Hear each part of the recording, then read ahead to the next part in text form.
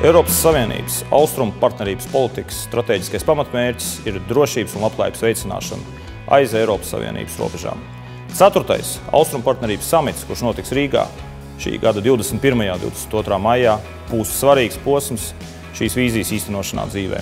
Eiropas Savienība ir ieinteresēta attīstīt attiecības ar 6 austrumu partnerības dalībvalstīm – Armēniju, Azerbaidžānu, Baltkrieviju, Gruziju, Moldovu un Ukrainu. Mēs esam pārliecināti, ka Eiropas Savienības dalībvalstu vadītāji, kā arī austrumu partnerības dalībvalstu vadītāji apstiprinās austrumu partnerības stratēģisko nozīmi Eiropas Savienības kopīgajā ārpolitikā.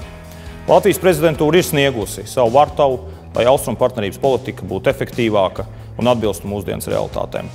Latvijas prezidentūras laikā ir notikuši vairākas ministru līmeņa tikšanās, iekšlietu, tieslietu, digitālās ekonomikas, tirdzniecības, dažādu līmeņa ministru konferences, veselības, lauksaimniecības jomā.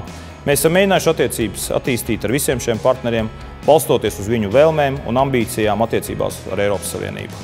21. un 22. maijā, notiekot austrumu partnerības samitam, notiks arī dažāda veida blakus pasākumi, kuri aptvers tādas jomas kā biznesa, notiks austrumu partnerības biznesa fórums, būs pilsoniskās sabiedrības konferences, būs mēdīju konferences. Uz visiem šiem pasākumiem, gan uz samitu, gan uz blakus pasākumiem piedalīsies vairāki tūkstoši dalībnieku. Uz dažām dienām Rīga ieņems būtisku lomu Eiropas Savienības kopīgajā ārpolitikā.